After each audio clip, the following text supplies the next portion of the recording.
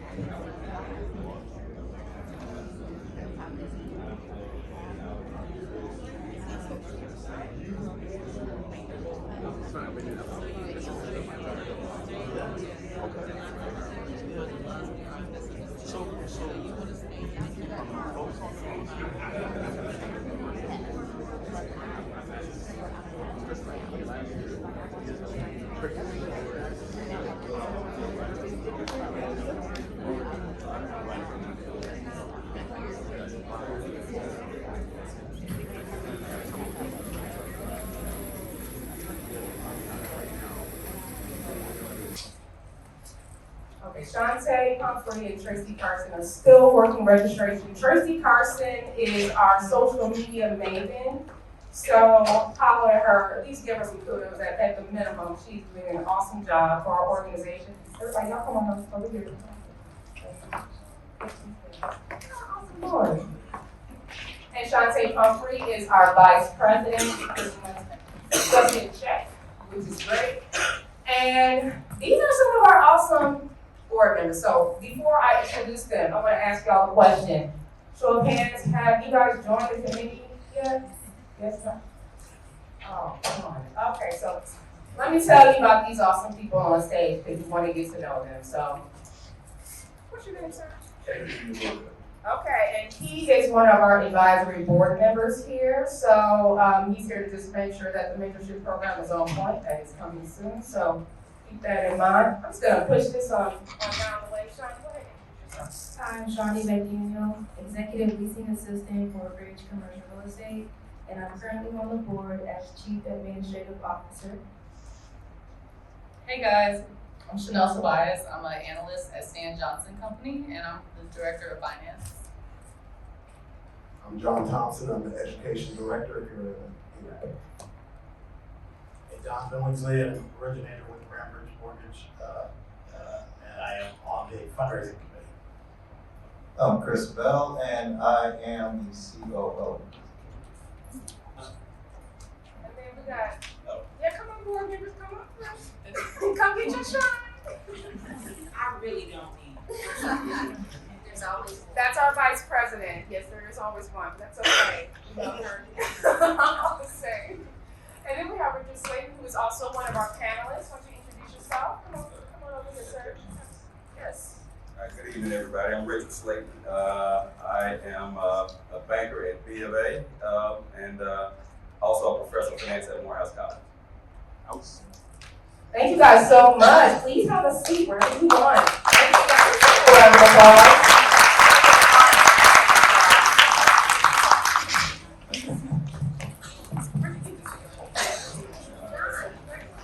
John can say, okay, you are Congress. Wow. All right. So, just gonna go ahead and pass this mic over to Mr. John Thompson, who is our moderator for the evening, and let him do a little, I guess, a little more in-depth introduction on himself and just talk about what he does with the organization and what he does in commercial real estate. Guys, we are here this evening to promote generational wealth in our communities. Let's just remember that. So whatever you learn today, make sure you soak that knowledge up and share it with your people. I'm so sorry. And then also, if you have any questions, don't hesitate to reach out to our panelists. But also, Don Billingsley, where are you at? Where did you leave? So he is the man. If you are interested in investing, you need some capital, find Don. He's the man. Real talk. Okay, guys, thank you so much. Here you go. Thank you so much for having me. So I'm John Thompson. Once again, I'm the Education Director here at AAREP.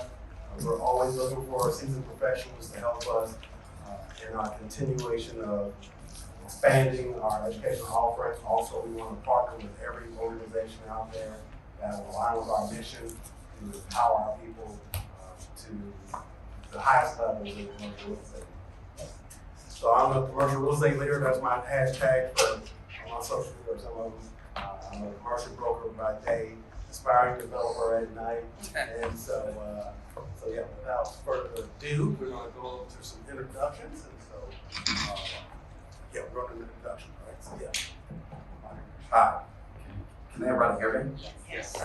I guess first, John, is that and I don't know if you want to be a real estate developer. I would curse it.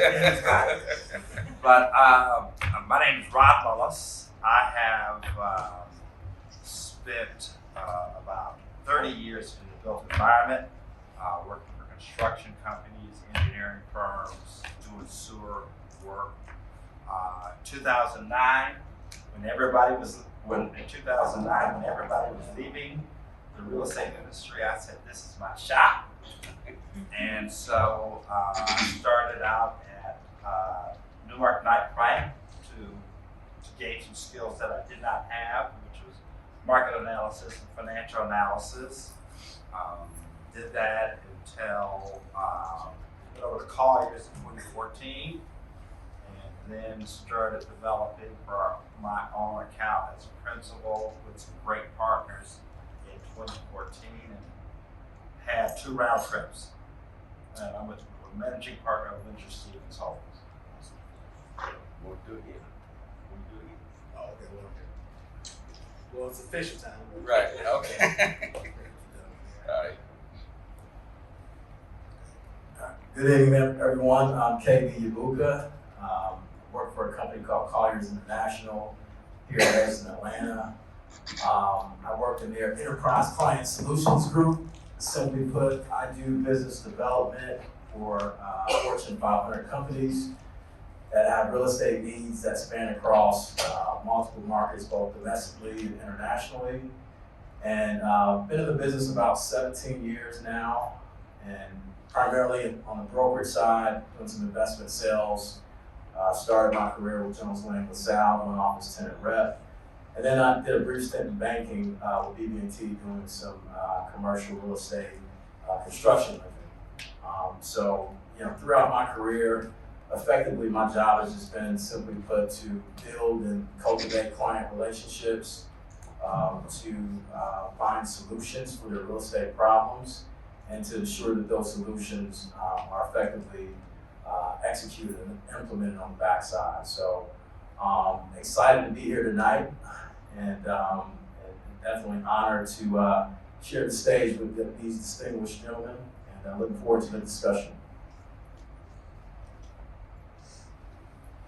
Good evening, everyone. So my name is Clyde Davis. I am not a music executive. I am a full-time multifamily owner-operator of large-scale multifamily communities. I am a refugee of corporate America, having spent 20 years there. Started out as a corporate transactional lawyer on Wall Street, transitioning into the pharmaceutical industry with Pfizer and other companies, and ultimately becoming a chief compliance officer in that space. And so at the end of 2016, I decided 20 years was enough, and I made the full-time pivot and transition into the world that I'm in now, which is, again, acquiring and owning and operating large-scale multifamily communities. All right, gentlemen, you ready? All right, Richard, what's the one strategic initiative you would like to see the masses of our people do with their capital? Two things, and it's very simple. We're gonna have a candid conversation right here. I think what we need to do is invest in each other and invest with them. Say that again. Invest in each other and invest with each other. Can y'all hear me? Am I saying that loud enough? Okay. So, and let me expound on that a little bit. I've been in corporate America for 25 years. So, Clive, I'm not a refugee yet. I might be, but not yet. We gonna get you there.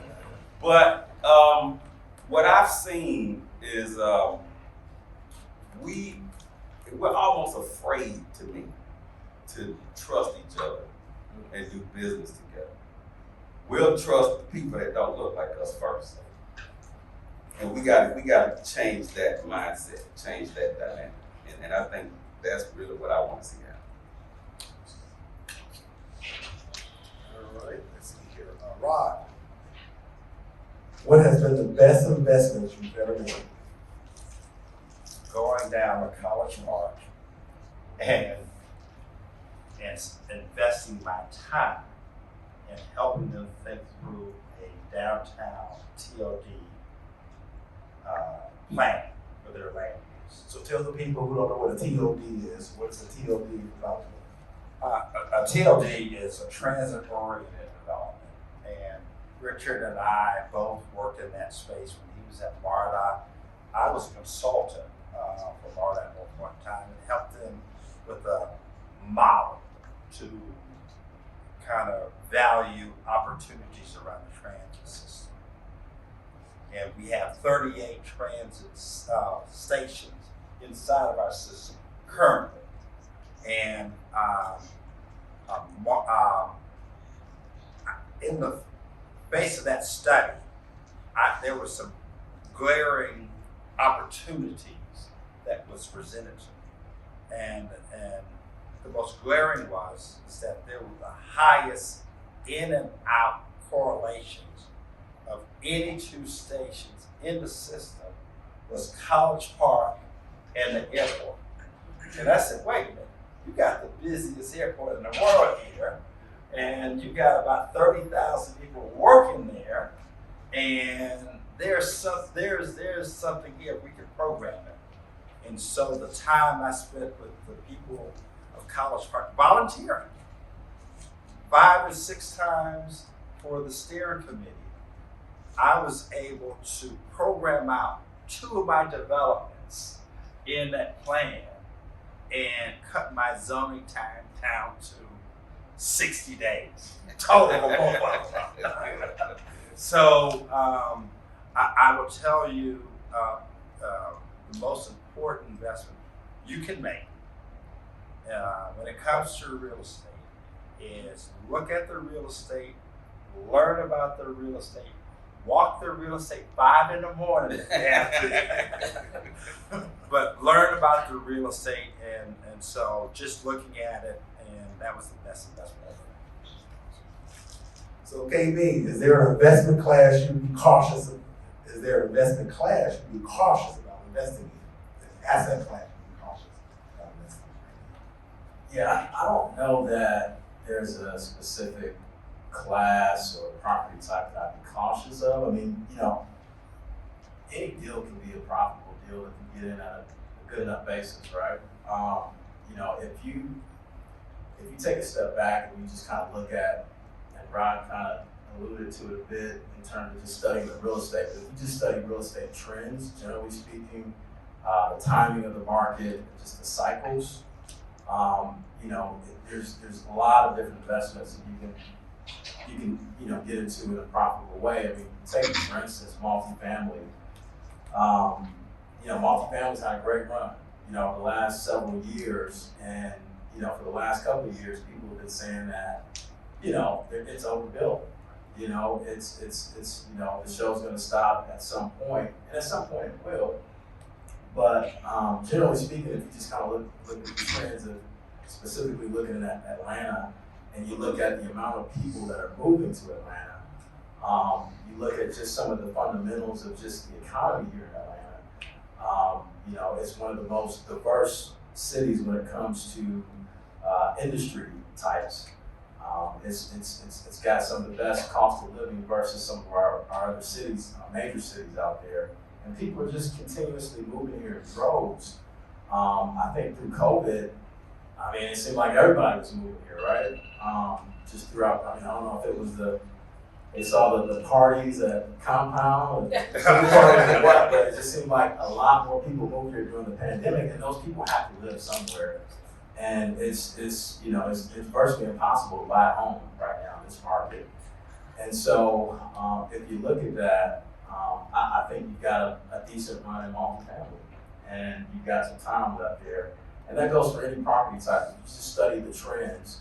You know, there's going to be a point in time where those trends are going to go in the opposite direction, and you know, developers in multifamily aren't going to be able to push the rents as much as they haven't been able to push them as aggressively, and lenders, you know, are going to start to turn the spigot off a bit in multifamily. So, you know, I would just urge you to talk to a good lender and see. I mean, I worked in banking, and there was certain property types at specific times that they were just on the no-fly zone for us. We wouldn't take a look at it, or it would be a harder approval process for certain types. But again, generally speaking, if you look at the market, just the trends, and that's the best way to figure out kind of what investment is a good investment at that time.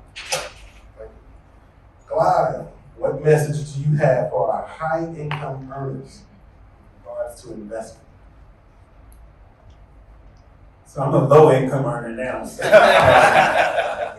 So Clyde, you didn't tell everyone your specific occupation in corporate America. I believe you did. Yeah, I think I did. But again, I started out as a corporate transactional lawyer, doing deals on Wall Street, and then was in-house counsel for Pfizer. Pfizer actually relocated me to Atlanta to be their attorney for their Southeastern business. At least that's how they were organized at the time. And then went on to be a chief compliance officer for a Belgian pharmaceutical company. So that's old news. That's the world I left behind. But the message for me, I'm really big on creating generational wealth. And so I've had the fortune to share my story and do some podcast interviews as a guest recently.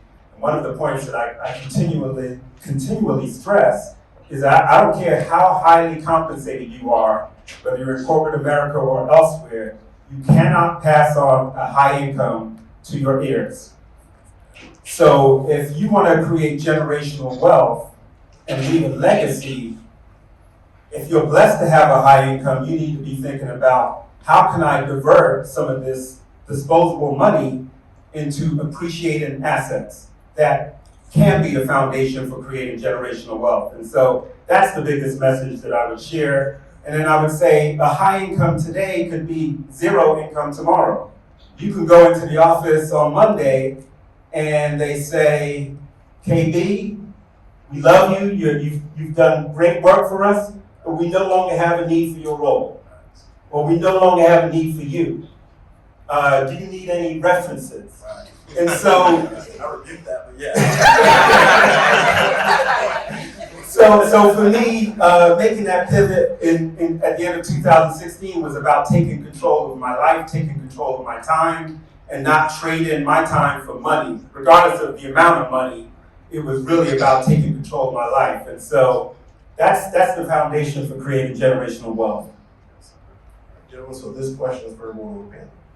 When did you start regularly investing in real estate? I had started investing like everybody in 2005, 2006, then lost it all.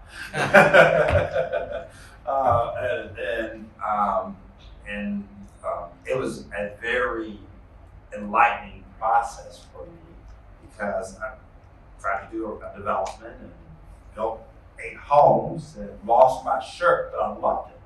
I mean, I said, I can, be homeless and I would have fun. So I started getting around people, and so we got back into the game in 2014, and we figured out, low leverage at 65%, and we figured out how to collaborate with people who look like us, and to take on projects that were sustainable. So 2014 is when we started to have success.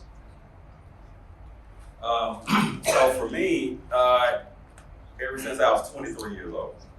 So that was back in, 19? Just a few years Oh, ago. I'll stop right there. But I'll tell you, I had to carve out a niche for myself. And what I mean by that is I invest in it not necessarily in the traditional sense. I did when I was 23 and I learned what I didn't like. And I think that's important. So to give you an example, when I did it for the first time, I bought a house, renovated, I hated that. I don't like dealing with contracts. I don't like, going through all that. That just ain't me. I'm a numbers guy. I can structure a deal, I understand the finance. So ever since then, I'm just real selective about how I do it. And I'll actually put equity in deals, and I'm the limited partner. So I'm gonna put my money in, you pay me an internal rate of return on my capital at 36 months tops, and don't call me about anything unless you say that. And so that's how I do. My man. Yeah. Similar to Richard, I started investing about 10 years ago passively, primarily in value-add retail and in industrial projects that other people were running, and did pretty well on those, doing pretty well on those. I'm at a point now where I kind of want to jump over to the dark side and syndicate some deals of my own, but for me, that's how I started 10 years ago. I like those two food groups, value-add retail, multifamily, in addition to self-storage. Again, I mentioned I love industrial, So my very first investment, I'm not sure that it was necessarily intended to be an investment at the time, but very quickly I realized it was an investment, and it's an investment that I continue to own 25 years later. And I'm coming up on June will be my 25th law school reunion, so I have that date in mind. So my first investment, I had some remaining loan eligibility in my final year of law school, and I said, rather than kind of let that money go, why don't I take that money and invest it in where I was gonna live. And so I'm in one of the most expensive cities in the world, New York City. How many people straight out of school own real estate in New York City? So I took that remaining loan eligibility, married it with some other friends, and invested in the property that I moved into before I even started working at the law firm. And so that property is located in Long Island City, New York. And for those of you who follow real estate in New York, you know that Amazon, the proposed site for the headquarters for HQ2 didn't happen, but the proposed site was adjacent to the building that I invested in. And so at the time, it's a waterfront property. It's directly across from the United Nations. At the time I invested in it, we were considered to be pioneers because they had been talking about development on that waterfront for going back to the 80s and 70s, and it never happened. A developer took a leap of faith, put up that one building. Now that whole waterfront is lined with high rises and it looks like Battery Park City. So forgive me if you're not familiar with New York, but suffice to say, it turned out to be a very solid investment. And again, I own it to this day. My kids know that they're not allowed to sell it. They will inherit it, but it's to remain in the family. All right, so what's the most significant trend going on in your industry? This is for everyone. So I'll speak specifically to net lease retail property. And, I'll say over the last several years, you've seen cap rates compress significantly. So not to, want to make sure that everybody knows what a net lease deal is, not to insult anyone that does, but a net lease deal is simply put, think of a Starbucks, think of a Walgreens, or think of a McDonald's or whatever. That tenant is paying rent to someone on a monthly basis. Typically, it's a 10 to 20-year lease, and they're paying the expenses, CAM, taxes, and insurance as well. And so, the last several years, you've seen cap rate compressing significantly. If you look at like a Dollar General, 5, 6, 7 years ago, a Dollar General would have been, call it a low 7 cap to, high 6s. A couple of years after that, compressed even more to low to mid 6s. And now, throughout the pandemic, cap rates have compressed even more, and you're seeing 5 cap and sub 5 cap Dollar Generals in tertiary markets, which is just insane. So, beyond that, I'd like to think that we're probably bottoming out in terms of cap rates in that space. As you see interest rates starting to creep up recently, I think. Sure, we'll have to speak to talk about it. Yeah, I'm sure we'll get into some of that as well. I'm sure that's impacting all of us to some degree. But I think it's got a little bit more time in the net lease space, just simply because, the lack of supply in the market. It's just so much demand, so much capital in the market. You've got foreign capital, you've got 1031 capital, you've got, you've got private capital. You've got a lot of capital that's just driving, the cap rates down. But I think in the next year or so, you'll start to see the cap rates start to go back up. Another trend is you're starting to see some of those investors and those developers refi and go into fixed rates as interest rates are creeping back up. They're getting out of those floating rates and switching over to fixed rates. So, Yeah, so what I'm seeing, and we just had a conference here a couple of weeks ago, Real Estate Executive Council. I think we had probably about $500 billion in the room with the large investment management firms, from Peach to NetLive to yada, yada, yada, and Naveen. Everybody's trying to figure out affordability and in the multifamily space. And so there's a lot of capital that's being raised to tackle that problem in ways that traditionally we haven't seen it tackled. One way is the low income housing tax credit world, 4% or 9%. And what I've seen is that sophisticated, large economic development agencies are using their tax digest to provide affordability to attract talent to their communities for their job strategy. And so, and there will be a bifurcation. The communities that have very strong tax digest will be more competitive at offering 4-star buildings with 20 to 25% affordability and leveraging their tax digest to create that subsidy versus go through the DCA process. And I'll piggyback off what Rod was talking about, because that's what I deal with every day. So as a banker, my primary job is I finance these affordable housing deals. So I provide the debt and equity capital. I buy the tax credits that DCA awards those projects. So what I'm seeing is, everybody knows that affordability is an issue, not only here in Atlanta, but it's across the country. But I guess the hot buttons are how do you get it done? I personally think that we need to come up with alternatives to the low-income housing tax credit model because there's some work that needs to be done there.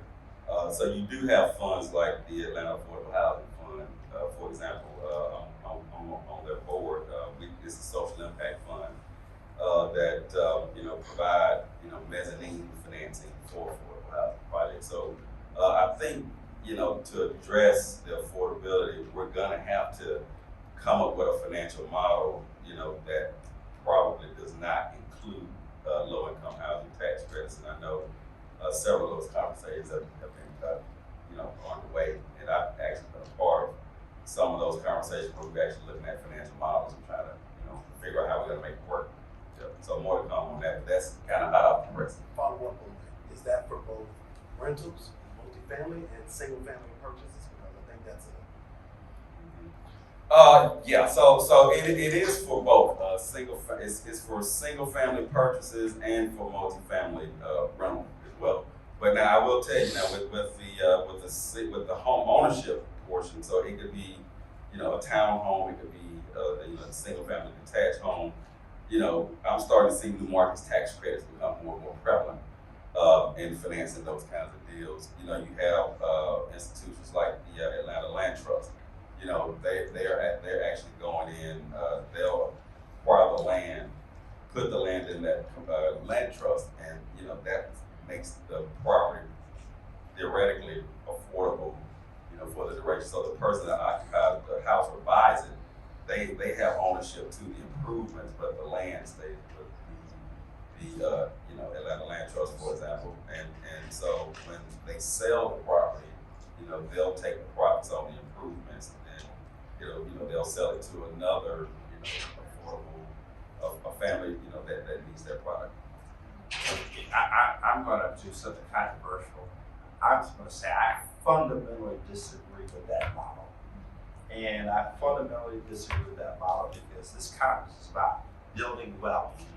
And that is just a backdoor way to extract wealth from the communities. And so if we're going to have the American dream, don't put a cap on the appreciation of that dream. And so as a public policy person, and we did, we're not that good at it. We did it in College Park. We got out on a for sale product. We're doing, you guys may know, we're doing 60 townhomes and rezoning on Cascade Road. I mean, we're not that good at it, but I fundamentally believe for our community to grow and to have wealth, there cannot be a cap on the appreciation of our single family home. That makes sense. Clive? Yeah, so I guess one macro trend that impacts multifamily, all classes, but multifamily is the space that I'm in, is this migrational shift that you're seeing to the Sun Belt or back to the Sun Belt. And so you touched on it a little bit earlier, KB. So when I moved to Atlanta, I think the population was about 4.8 million, 4.7 million. Today, I think it's 6.2 in that ballpark. And that shift that was already underway only accelerated with the arrival of COVID. And so where are these people moving to? Do we have enough lanes to accommodate them? So there are some macro trends that are impacting demand for multifamily. Competition is another one. So with COVID, we saw office space obviously took a little bit of a hit. Hospitality, I'm invested in some hotels around town here in Atlanta.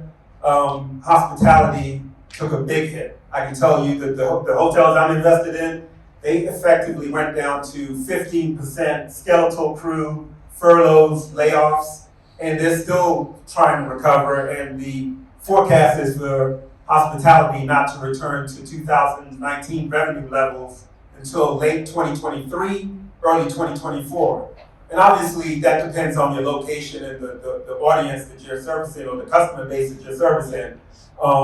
But what happened is there's billions of dollars of capital on the sidelines that would have been going into hospitality, would have been going into office, that is looking for an alternative home for that capital because it's got to be put to work. Because everyone in the room knows that if you are sitting on money and it's not actively working for you, it's losing 8%, depending on who you talk to. Some people will tell you it's losing 15% a year. So $100,000 that's in the bank today might be worth $85,000 or $92,500, depending on who you believe, next year. And so you've got to put it to work. And so I've seen what was already a competitive multifamily space become even more competitive. So we've got money fleeing other asset classes.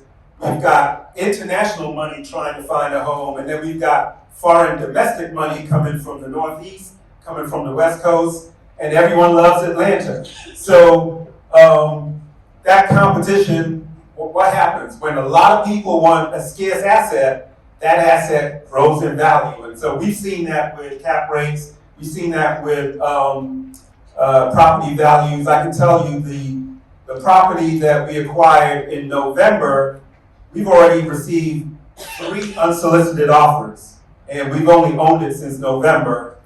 And we went out to closing dinner with the selling broker, and he said, if you were to give me back that listing today, we could sell that at $145 a door. We acquired it at $120 a door. So in the space of a short period of time, that's a $6.1 million growth in equity before we fully gotten into the ownership chair and start making transformational changes. So, the supply and demand, everything that I've heard is that we are at least 4 to 5 million household units behind where we need to be. So even if we keep pace with current demand, we're not making a dent in that 4 to 5 million. And so if I'm thinking about where do I want to put my money, I want to put my money in housing in some form or fashion, because that imbalance is not going to come in balance anytime soon.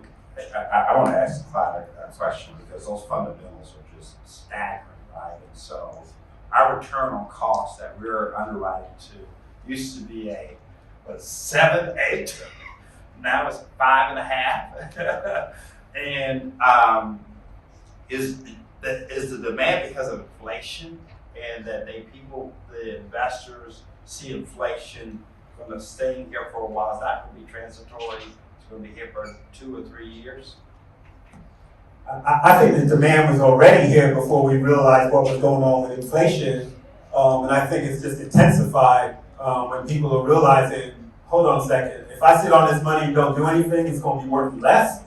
So where can I find assets that are appreciated to offset inflation? So if inflation is going at 8%, we've seen for the first time, I don't think I've ever seen it in my lifetime, but double-digit year-over-year rent growth across the country. In Atlanta, we're seeing anything between 18% and low 20% year-over-year rent growth. So just think about that. It used to be that you would say, 2 to 3% a year. And if you're doing 2 to 3% a year, you on pace. We've got markets that are seeing 31, 32% year-over-year rent growth. So I don't know if it's sustainable, but I know that imbalance isn't changing anytime soon. And so I'm going to keep riding this horse. I think the stat, Rod, that I heard was that the U.S. government printed 30% of all dollars printed from the history of our country in the last 2 years. So for the whole of our country, 30% of our dollars have been printed in the last 2 years. So the question is, where has that money gone? Commercial real estate, all assets, it's searchable. Cryptocurrency. Now that's something to be cautious about. All right, so for the panel, what's being done in our community that is counterproductive in pursuit of wealth? I'll read that one more time. What is being done in our community that is counterproductive in pursuit of wealth? I want to start with that one, because I do have a thought on that. And to me, it's something that's been happening, I know, in my generation and probably in my parents' generation. But and I'm a native of Atlanta, and so I grew up in Southwest Atlanta, and so this is what I see. I see when we get an education, we get a job, we leave our neighborhood.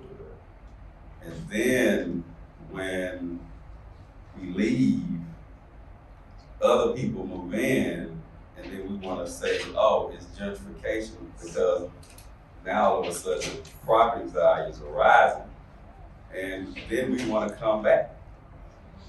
That's counterproductive as hell. I mean, to me, why not get an education, get your job or your career, you're an entrepreneur, start your business, stay in your community, take care of where you live. And to me, if we just did that, that would go a long way with accumulating wealth.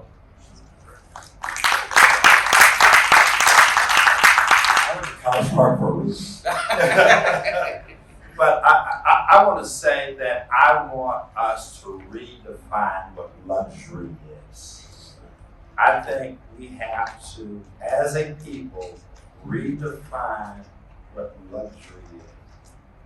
And before we thought it was, a 5,000 square foot house, a European car, and an hour and 30-minute commute. And as a people, if you look at the job center, so the central business district, luxury is a 10-minute commute without any stress. That's what luxury is. And once we get comfortable with that as luxury and get comfortable living around each other, right?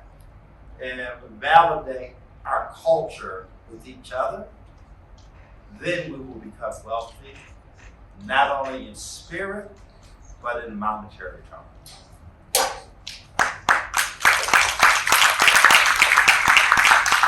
Yeah, so I think if you study wealth and you study wealthy people,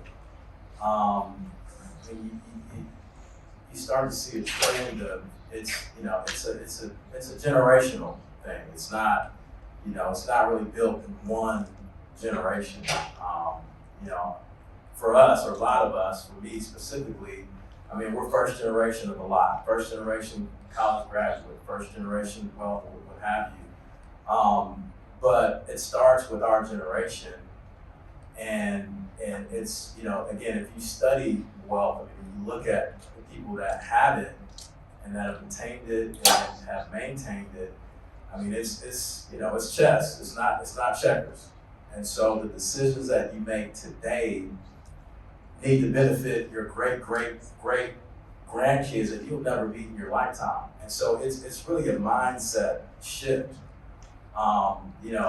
For us, I mean, you attain wealth in your lifetime, and it's not time to ball out. I mean, to me, it's time to double down and make wise investments, again, that will benefit great grandkids that you'll never meet in your lifetime. So that's to me what it is, just a mindset shift of a longer term perspective on building wealth.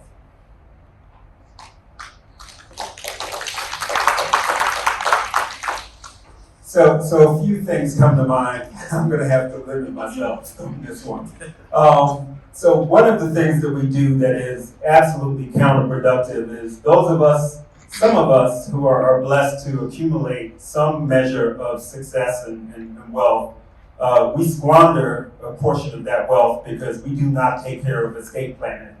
So I am, for some reason, maybe it's because I went to law school and I'm the only lawyer in the family, but I seem to be the designated executive of many family members' estates. And what I'm dealing with is people who have paid off their mortgages, own their houses free and clear, and there's no will. So right away, all of that wealth that was accumulated and stored up in equity in their house is now up for grabs within the family. The government wants a piece of it. Probate needs to get paid. Lawyers need to get paid. And so some portion of that wealth that they were blessed to create is not gonna pass to the next generation without getting touched and lots of fingers touching it. And so that's one thing that we can do. I'm not gonna ask people to raise their hand and answer, if you've taken care of your estate planning or not. But that's something that is critically important. And for some reason, our community is reluctant to realize that we are mortal and we will not be here. That is not guaranteed that we will be here. And whatever little bit of wealth we have accumulated, we need to be thinking about how do we effectively transition that to the next generation. So that's one thing. The other thing that I would say that is counterproductive, I'm gonna be a little bit provocative, is that we say that we want to create generational wealth, but then we adopt a status quo mindset when it comes to investing. So I see this because I'm in the business of raising capital. So none of these transactions happen without us raising capital. And so I'm fortunate that I within my network, within my world, I get to talk to a lot of highly compensated individuals in good paying jobs. And I talk to them about the opportunities that I have and what those opportunities can do for them. And I talk to them about how they can unlock their retirement and deploy those funds into some of these alternative investments. And far too often, in my opinion, I get responses along the lines of, I don't want to touch my retirement. And, that money's sacred. And if you think that I don't know what it is these days, it's been a while, but if it's $20,000 a year that you're capped at and put it in your 401k, I don't care how young you get started, put in $20K a year into your 401k and think that that's going to be sufficient for you to retire off and live at your current lifestyle. It is just not productive. It's counterproductive. And I would say that you've got to take risk and you've got to explore things outside of the status quo, because most people are not going to create generational wealth. And the ones that are creating generational wealth, I think the quote is, over 90% of people who have become millionaires, either they made their money in real estate or they housed their money in real estate. And so if you are not doing that, and you are just putting $20K a year into your 401k, 60% here, 30% here, and 10% there, and you think that's going to lead to generational wealth, I would beg to differ.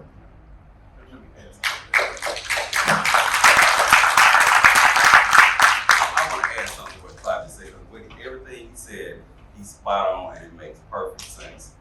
But the question becomes, how do you get started doing that, right? So to me, it's hard work, sacrifice, and discipline. And I'm gonna take it a step further.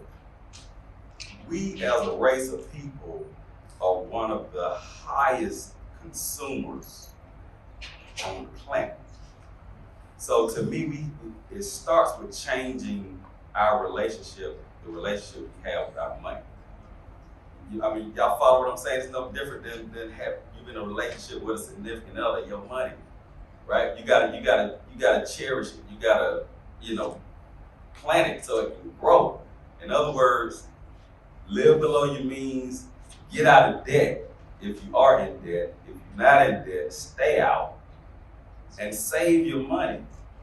And then at that point, then you can begin to start investing. But to me, that foundation has to be solidified first.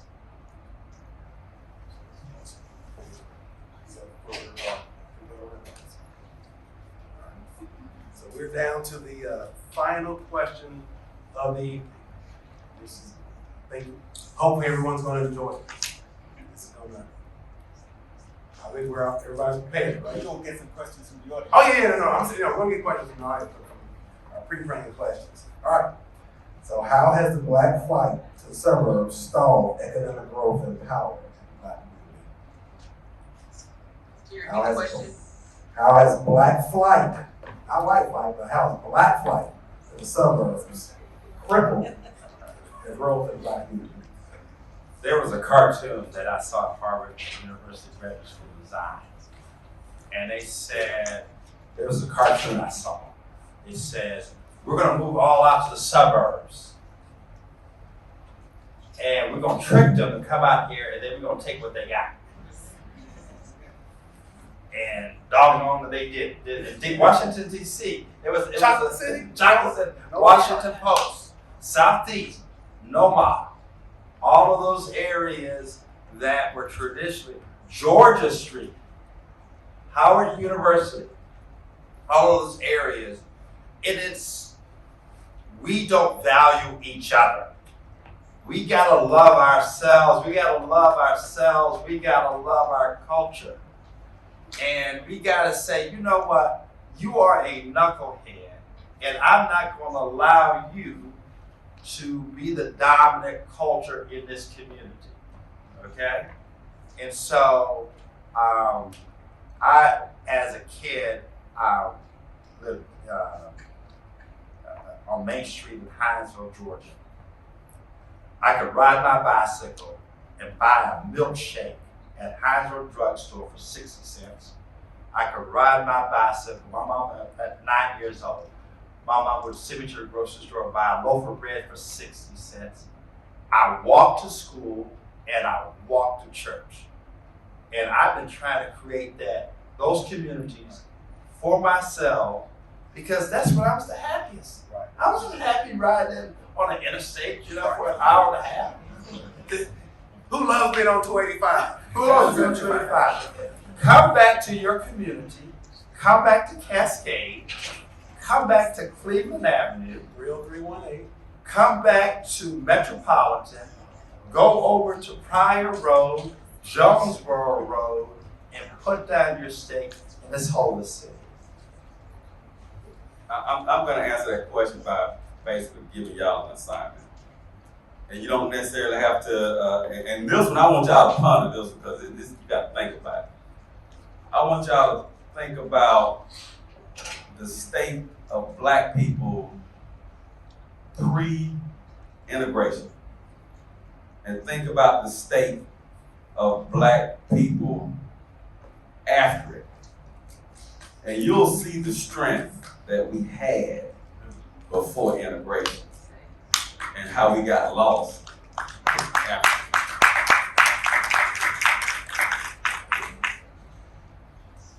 Yeah, man, you gave me something to think about. You think about Tulsa, you had a lot of Tulsa, you had a lot of Black Wall Street throughout the country. You look at it now, and it's, the strength in numbers, the strength in togetherness, and I think we need to get back to that at a higher degree. And, for me, it's really just about just being involved in the community, making sure that you know what's going on in your community before it's too late. A lot of times we're just not educated enough to kind of know what's happening before it actually happens. And then, and then at that point it's just too late. So, go to your NPU meetings, go to these community meetings, these zoning board meetings, a year or two in advance and know what's coming down the pipe so you can get involved before it's too late. So curious to hear what Clive has to say. I know he's got something animated to say. So we're in Atlanta, right? So we are in the epicenter of the civil rights movement. And we have people men and women who died or killed for us to have the right to live wherever we want in the United States. So my approach to it is, I think the genie's a little bit out of the bottle, and I don't know that we're gonna get everyone back to a Black community. But I don't worry so much about physical proximity. I worry more so about the mindset. And so we can be a unified people. We can invest together, partner with one another. We can invest in those communities, even regardless of whether we live in the community. We can own the community.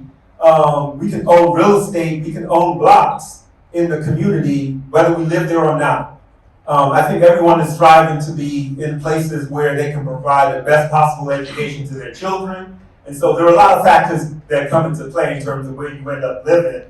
But what I would say is we need to be thinking with a mindset of what is in the best interest of the Black community, however you define it. And there are things that we can be doing in this day and age that are easy things that we can be doing. So there's this Buy Black movement, right, that was hot, in the aftermath of George Floyd. So everyone with the hashtags, Buy Black. And that kind of fizzled out. But with the billions of dollars I think the hair care industry is $1 billion industry. What percentage of that do we own? Other people have no problem investing in the Black hair care business. Other people have no problem investing in the Black community and buying up real estate. And so, again, regardless of whether you live there are things that we can be doing collectively and singly to invest in the Black community, and I would encourage us to be doing some of those things. Yeah, I want to say something also, because I've been probably a little reckless about Atlanta and Metro Atlanta.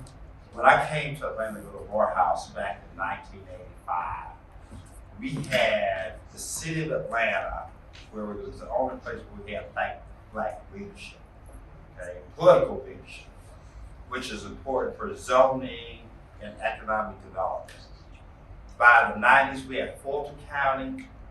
By the early 2000s, we had DeKalb County, got Clayton County.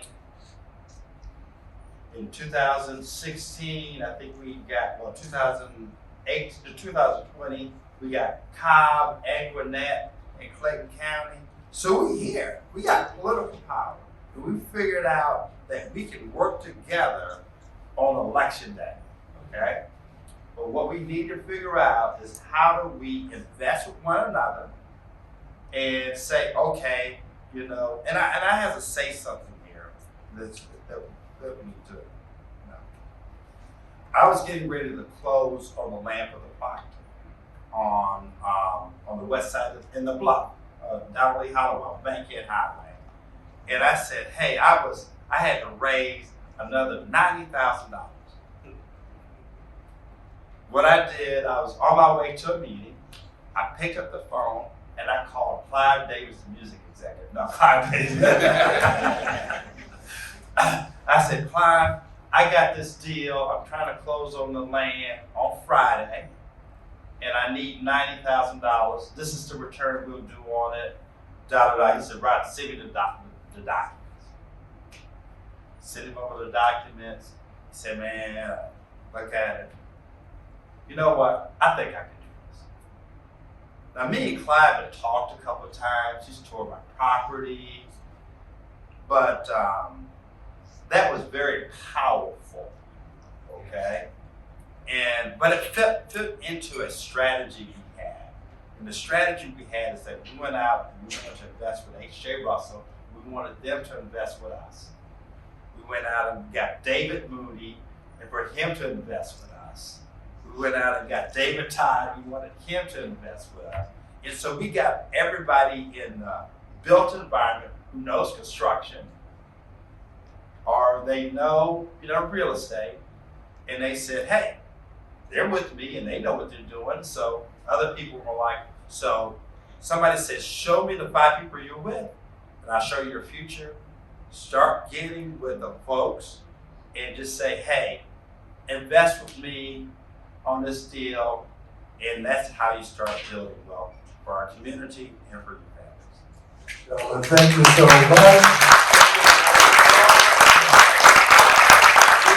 Open it up to some questions. If you have a question, please raise your hand, stand up. We have a traveling mic that we will get to you and we'll answer your question. Any questions? Please stand up. That's over here.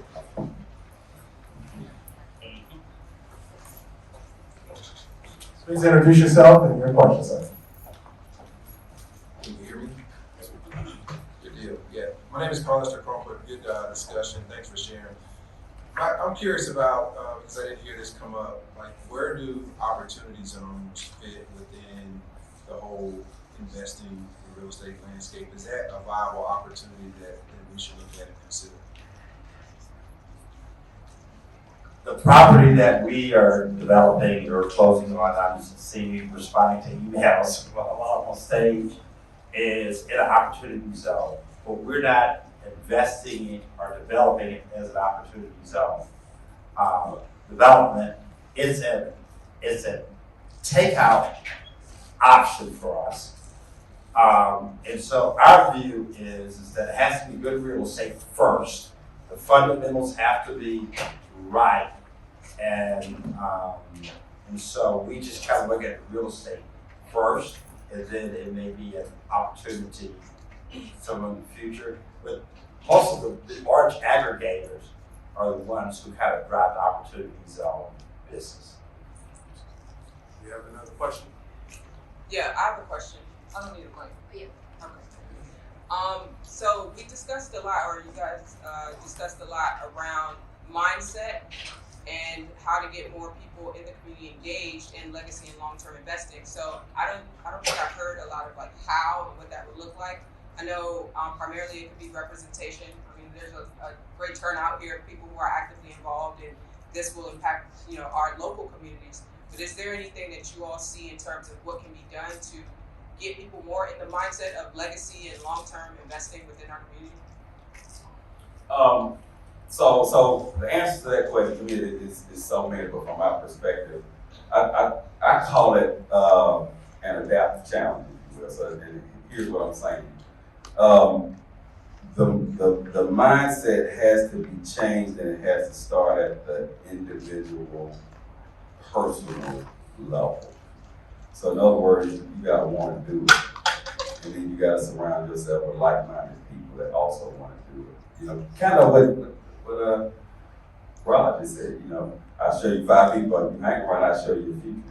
That's really what he's talking about. So when you get around people that have the same aspirations as you, and I'm gonna tell you this too. A book is required reading for all of my students every semester. And I assign this book to them day one. It's The Millionaire Next Door.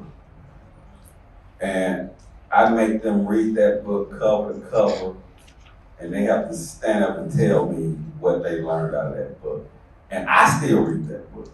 Every year, the book ain't changed like the Bible. You read it, you're all gonna find something new, right? I mean, so you have to, if you're gonna do this thing, and I think Casey said it best, it's a marathon, it's not a sprint. It's checkers, it ain't chess. So you gotta be a student of it. And that to me, that's what you do. I'll add something to it. Yeah. Well, we got some more questions out here too. Well, I'm gonna give it to Clive. I just want to say the nuts and bolts of what you're asking about is we've had about 4 or 5 groups, LLCs that formed and invested in our deals, and they start with a fraternity brother who knows a doctor, who knows a lawyer, and they like real estate. So start with an investing club and just go with somebody. Y'all just talk about real estate with one another every Saturday, okay? And then say 3 of you said we're going to put together $5,000 and we're going to look for an opportunity and see how we're investing. But that's the nuts and bolts of it, okay? Oh, okay.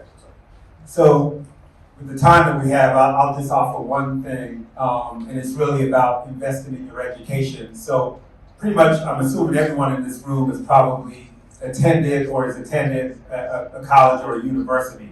So we don't bat an eye about investing 30, 40,000, whatever it is these days, to go to one of these academic institutions. What I would encourage you to do, whatever your goal is, if your goal is to get into real estate, you need to be thinking about how can I compress the timeline to get to my objective. So, if it might take 3 years for you to achieve your objective, you need to be thinking about how can I compress that timeline to 1 year. And the best way that I know how is to seek out mentorship, whether that's paid mentorship, and I have paid for mentorship to compress the timeline for me, that worked for me, might not work for everyone. But whatever you're doing, you need to be thinking about the investment that you're making in yourself to get you closer to your goal.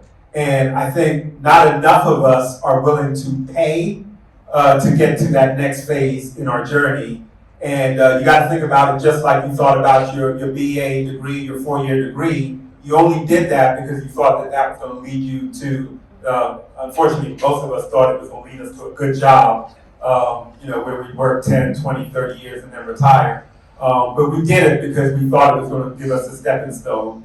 If you're in investment in real estate, there's mentorship opportunities that will enable you to fast track what it is that you're trying to accomplish in that space. Okay, how you doing there? My name is Jay Jackson, and my question is actually for Rod.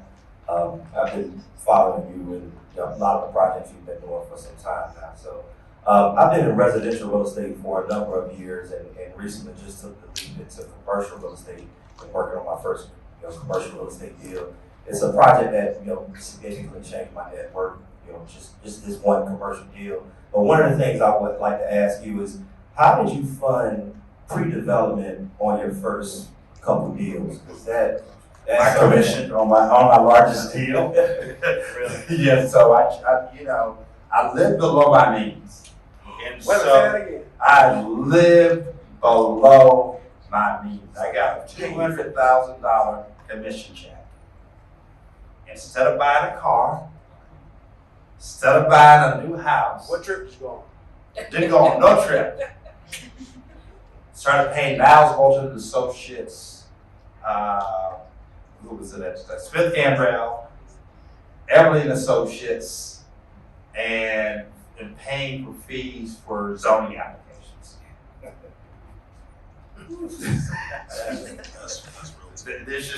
There's no way around it. And my deal with H.J. Russell was this: I would pray for the pre-development, and if I can put together a deal and get the capital, they will come in. I would give them 15% of the GP. They would come in and co-sign the loan. Deal structure. One question. Yes, sir. Over. Okay. One at a time. Hi, Justice Barber. I'm a commercial real estate attorney at Slaton Shaw on the advisory board. So sorry I didn't go up there. Nice to meet you. Thanks for y'all's time. My question is, I have a lot of, you were bringing up the point earlier about the hair care industry is a huge industry, but we probably don't own a lot of it. And the nail salons is another one I can think of that our community frequents a lot, but we don't own a lot of those shops. And what I've been trying to identify, and I want to know if any of y'all or anybody in here is aware of some micro lending opportunities for Black-owned businesses, preferably locally, but if not, that's okay. But looking for opportunities where folks that have, $5,000 or $10,000 or $2,000 instead of 15, 20, 100 grand, that we have those opportunities, even if we can put together money in a fund and invest. But if anybody is aware of the best way, if you want to do micro lending for Black-owned businesses, I would really appreciate hearing about that. I was going to talk to Clyde, maybe with syndication. Yeah. You want to talk to Clyde? Yes. Yeah, we can go down rabbit hole. Yeah. I will tell you this, that there are several organizations in Atlanta that have ongoing relationships that are creating different things. So we have a friendship with Atlanta Black Chamber, and they have some relationships, and so I would ask you to look into that. So it's not plentiful, but there are a few out there. I can help with that conversation. So the networking, make sure the two of you connect. Just quickly, I would say if it doesn't exist, create it. So if you got girlfriends, if you're in a sorority, if you're in a church, wherever you are, if you don't see it, create it. And so that could be 5, 6 sisters coming together and saying, we want to put together, each of us is going to put in $5,000 and we're going to identify a community or an entrepreneur in the community and we're going to invest in their business. And so that would be my message. Don't wait. If it doesn't already exist, go do it. Thanks. That's actually what I'm working on and why I asked the question. Wonderful. How y'all doing? My name is Eddie Simonet. I'm a multifamily investor. I came here from Alabama. My question was more like multifamily real estate. So I'm 28. I started when I got out of college, and I just started buying smaller multifamily properties. And my question was do you hold on to these properties long term for the generational wealth that you guys were talking about, or do you try to sell the small multifamily properties to syndicate into a larger deal? That's basically my question. What would y'all do? So first of all, I'm not going to let you stand up and not acknowledge. So Eddie is a 28-year-old, just closed on a 48 unit, currently has, I think it's 96 units in Birmingham, Alabama. He drove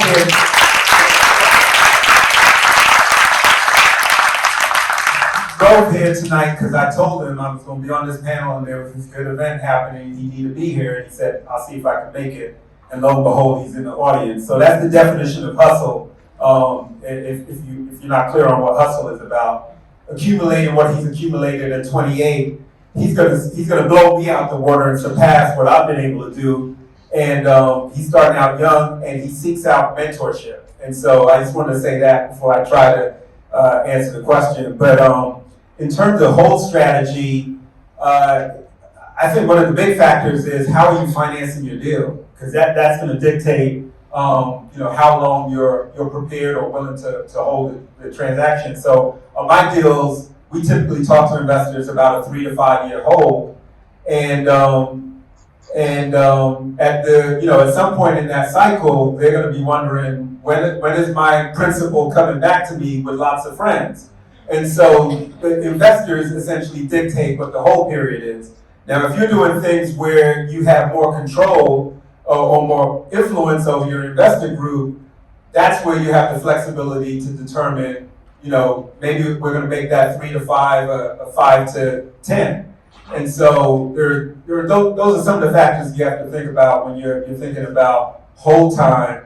And as you're cultivating your investor community, there are some people who are perfectly fine with a longer hold and a long horizon. And they may be better suited for some investment opportunities, but not for others. And so there's a number of factors you got to take into consideration. So here in Atlanta, Georgia, I want to follow up on this.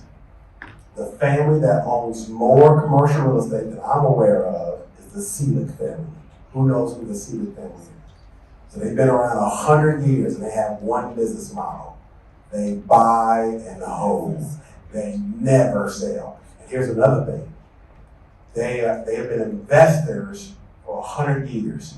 They just started their development firm 15 years ago.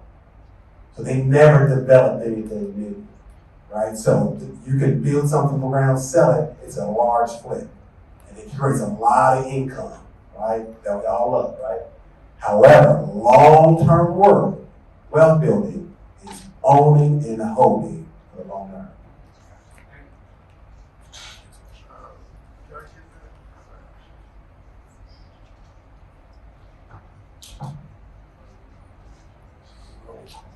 Thank you. So I don't work in commercial real estate, but I'm a commercial video strategist. so I do commercial video content.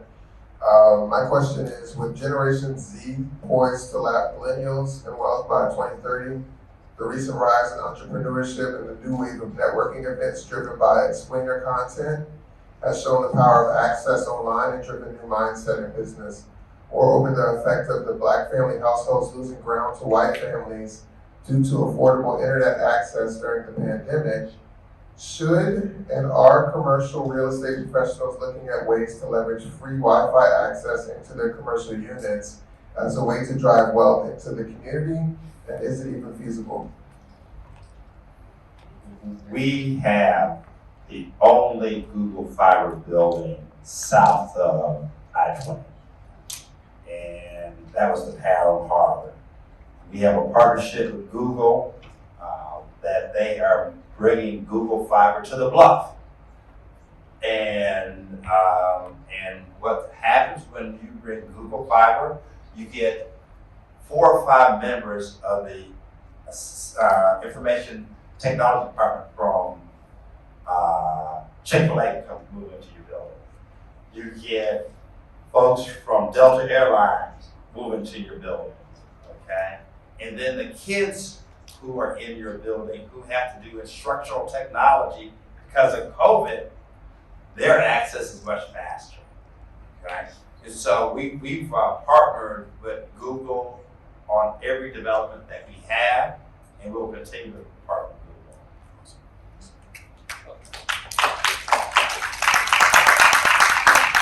My name is Derek Cafe. I own a company called Cold Black Properties, a real estate development company. My question was regarding, like, I don't like when I hear black people beating up on other black people, not discussing other issues that we face. So one of the things that kind of gets me is like, we'll say, okay, this is what we need to do, but we don't acknowledge that there are systems that are designed to keep us down. We are talking about if you invest in that community and you put all your money into this property and that appraisal comes back and you're underwater, you can't refinance out. So there's all these systems put up there, you know, that are designed to be against us. So my question is, when we're talking about what we can do, what systems that can we put in place that will allow us to get past, you know, the systems that have been put in place against us? Because I've met many incompetent white men who is very successful, and it's not because they're so smart. It's because they have a system that is designed to make them successful. Even if you are, you know, you don't have to be a talented 10. You're just a white man. And so what systems can we build and put in place to allow us to have people who didn't go to college, maybe got, you know, a bachelor's, you know, just bachelor's degree, or, you know, people who got just graduated high school. What systems do you think we can put in place to allow more of us to be successful? I'm gonna tell you the number one system we can put in place. Don't put debt on the land. That's the number one system you can put in place. Plymouth Frazier Sr. in 1873 bought 240 acres that he grew some rice on in Freeman Road, Georgia. And since 1873, we haven't owned 1 red cent on that land, okay? So that's the system. I just bought some land, $3.7 million for 1 acre from an Iranian family who got here 20 years ago, 25 years ago. And they systematically bought 7 or 8 lots, 8 lots, and sat on them. Did not do anything with it. Just buy some land and hold it. One of the things that we're doing here with this organization, African American Real Estate Professionals, is to attract more people to our industry. One job or one industry within commercial real estate that is not filled are appraisers. I think we have how many black appraisers do we have in Atlanta? 1, 2, 3. I found 1 company. So how many people, we're in the real estate business, how many people know 20 black appraisers? They're It's not there. Right? You know 20 black appraisers here in Atlanta? All right, wait, you got one. How many black appraisers do you know in Atlanta? Sadly, not a lot, and definitely not MAI appraisers. There we go. So we start filling that role, and now you don't have these other appraisals over on the homes and businesses and that sort of thing. I have a question. Can I make a comment on his Sure. questions? Okay. Real quick, because you've got a question behind you. Quick, so not a question, just a statement and additional answer, because I do believe that there are systems in place. I believe that some of them are deliberately put in place and kept in place. But another piece, and I think it was maybe Richard that touched on this, like I just have to say, like there are systemic things possibly, right, that make people make this decision. But I used to work for a developer on Hollowell Parkway who literally house by house by house bought property, and so now it's, he assembled the land, and now we're looking at rock townhomes on Hollowell Parkway for $790, and the systemic things that occurred were people were selling their grandmother's houses, like over and over and over and over, and that's personal for me, because I still own my great-grandmother's house in Selma, Alabama, right? So yes, there are lots of things that are systemic, but I've worked with people of color and money for almost like 20 years. And there are systems that hold us back, but there are also some personal decisions that we make. So I would say one of the biggest things is don't sell your grandma's house.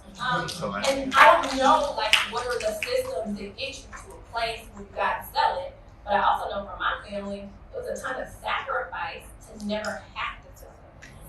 So that's my Take that behind you, she can stay there, then we'll come back on stage. I think she had my And really quickly, these are going to be the last two questions. If you have any additional questions for the panelists, you can speak with them directly after the panel. Thank you.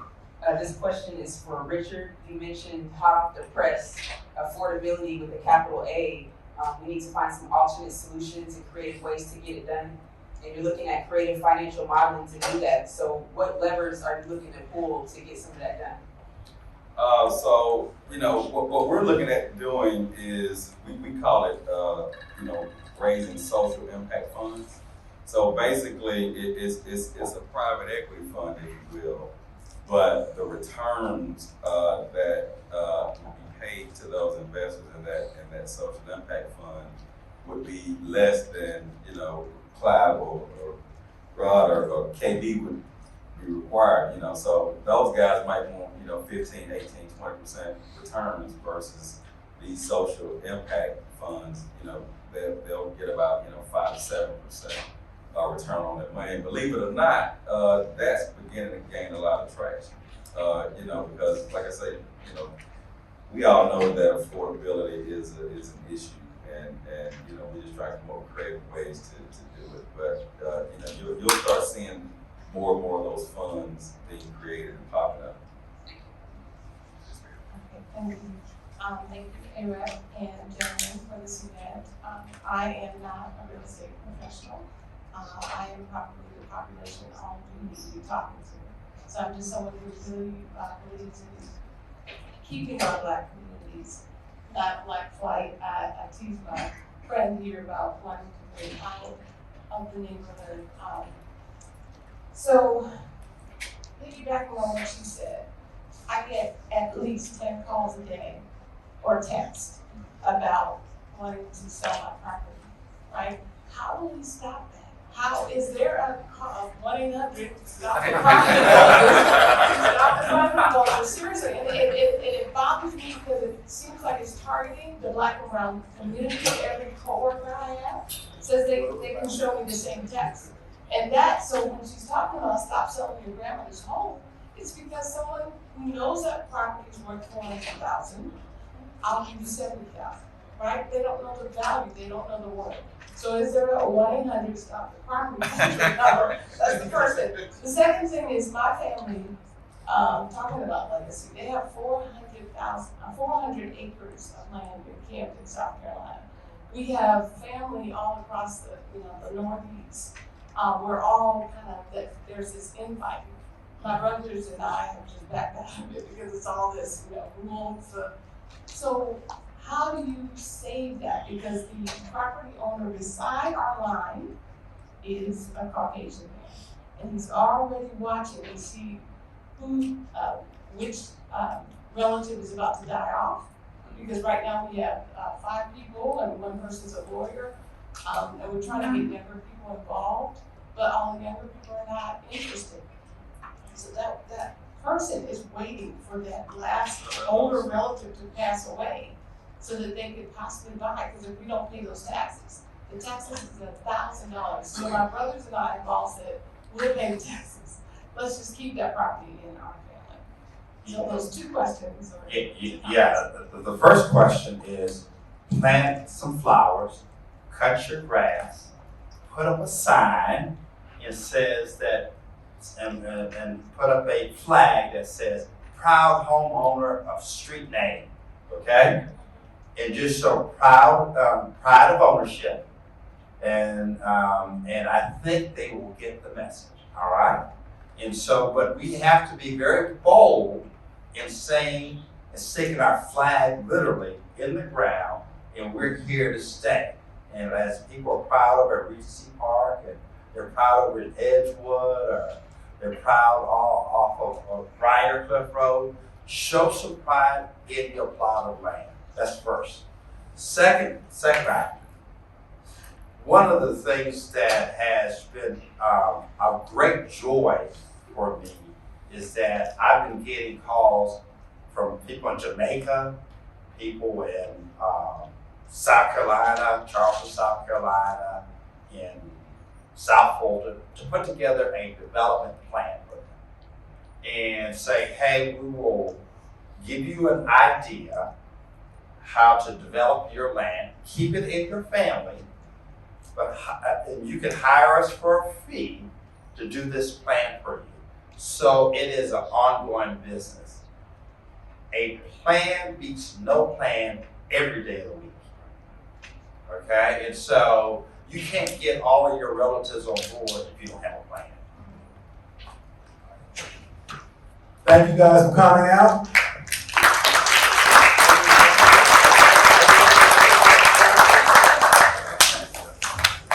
Thank you, gentlemen, for coming out and being a part of this panel. We really appreciate it.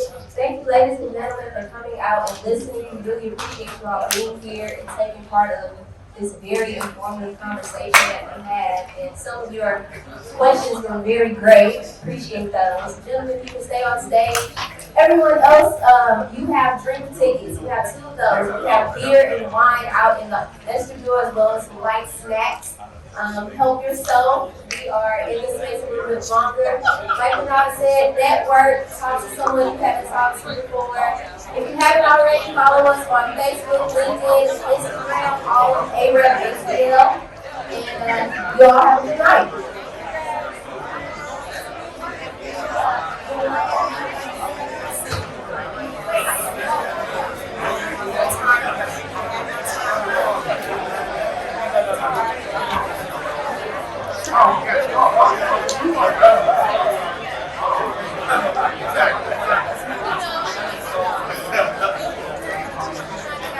I'll take it. I'll take it.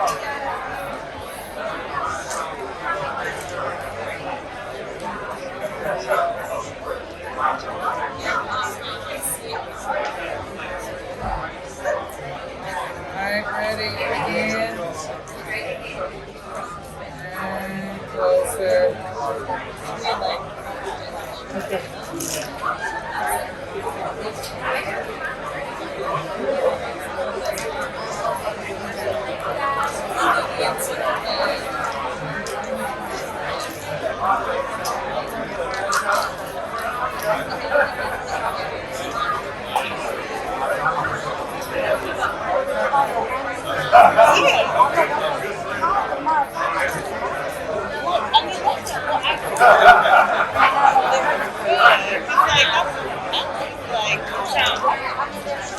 Like,